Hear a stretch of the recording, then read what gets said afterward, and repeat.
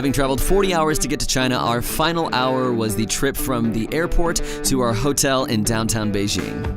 Beijing's one of the largest cities in China, and if you're talking about square miles, you could fit about 20 New York cities inside of Beijing. We were staying at a place downtown just a few blocks from the Forbidden City.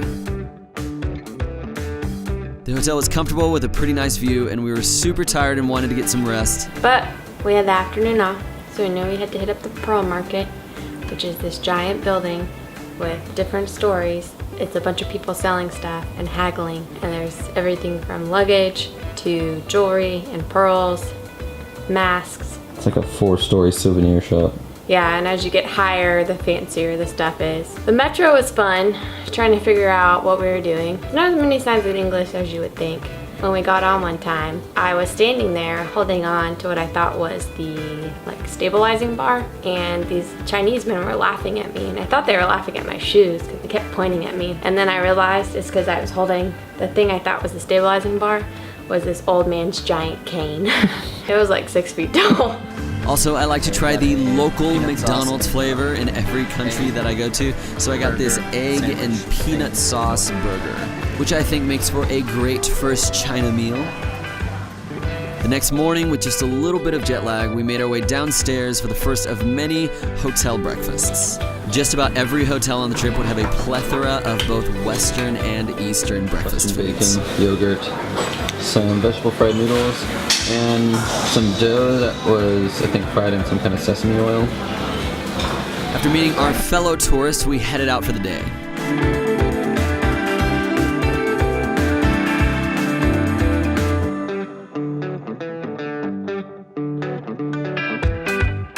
The first stop was the Temple of Heaven. And before going into the main temple area, we walked around the park that surrounds it.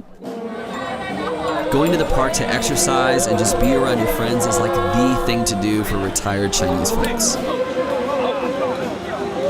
It was really impressive to see how in shape these 50, 60, 70-year-old men and women were.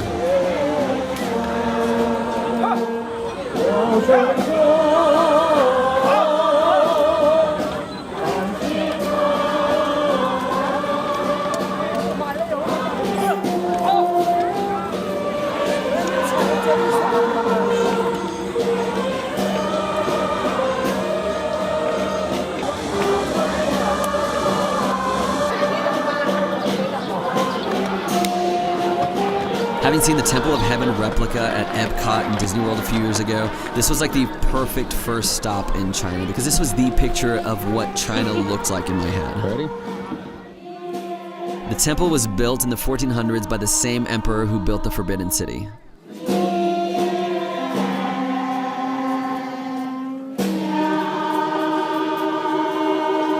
We then drove a little bit outside of the city to the first of a few government-sponsored factory tours that we'd go on this trip.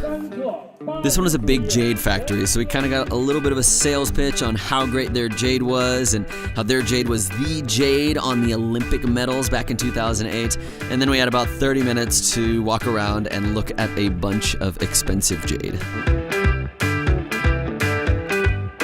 How much do you think this big jade lion is? You should have saved my answer I said earlier. You kind of made me feel dumb. I said 500,000.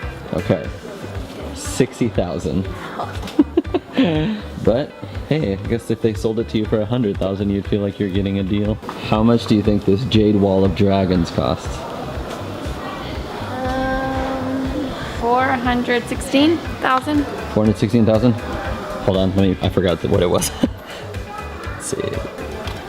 1, 2, 3, 4, 5 times, what did you say? 416,000? Let's see, times 0.16. Did you see mine? Yes. I was like, wow, I feel like that was really close.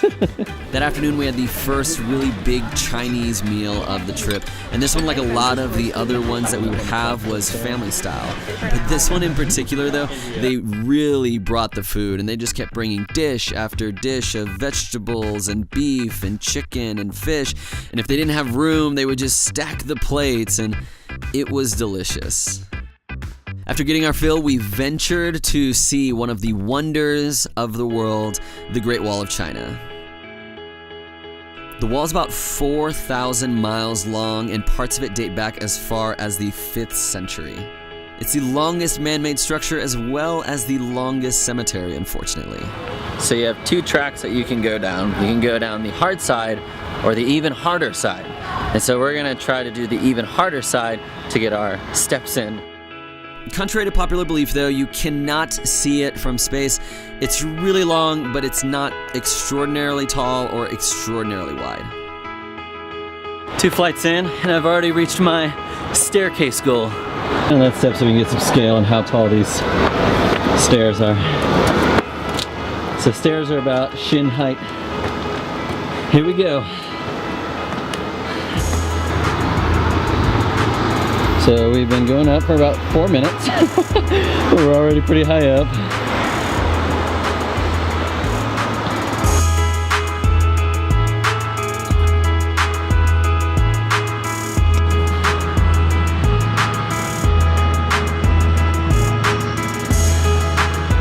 Started down there.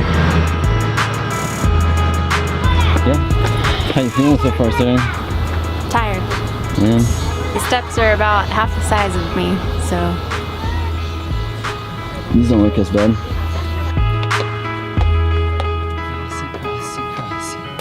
Maybe halfway there? Oh, this bread. Uh-oh. You just pulled bread out of your purse? Might as well eat it.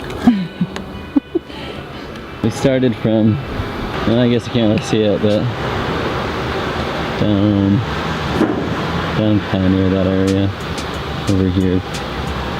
What I think is crazy is how mountainous it is and how hard it must have been just to break through everything, blow out the trees, move out, not blow out unless they had explosives, which maybe they did, I don't know, and then just build up. And these steps are like so high up, and some are 2 levels and some are 3 layers high, and I think that's a watchout tower, and then another one up there. And he was talking about how they would have different systems of communication for that one to communicate to that one and so forth, so that the emperor or somebody would be able to get news within a certain amount of time. Have you seen Mulan? That happens in Mulan.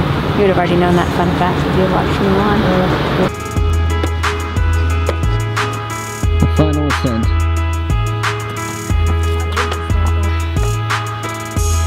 Those intense steps.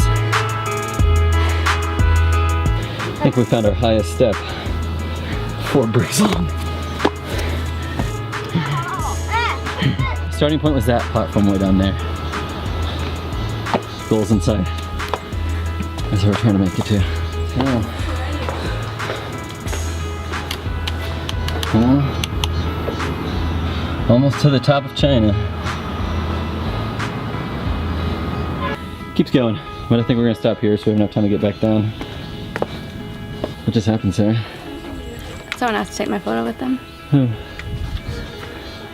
They asked if they could take a photo with the beautiful blonde-haired lady. Yeah.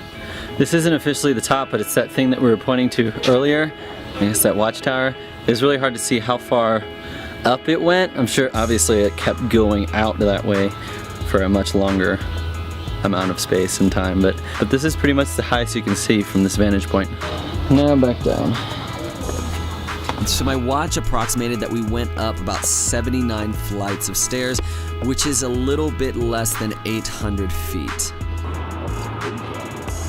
Going down was actually more challenging than I thought it'd be, since there were these really big drops, and at some points the railing was as low as your knee that it made it pretty difficult to hold on to. Almost there. I think we got to the highest point that we could get to in this general area. Way up there is where we got to. We ended our first full day in China with Beijing specialty Peking Duck. Beijing loves their duck, eating nearly 40,000 ducks a day. Me and Sarah love their duck too.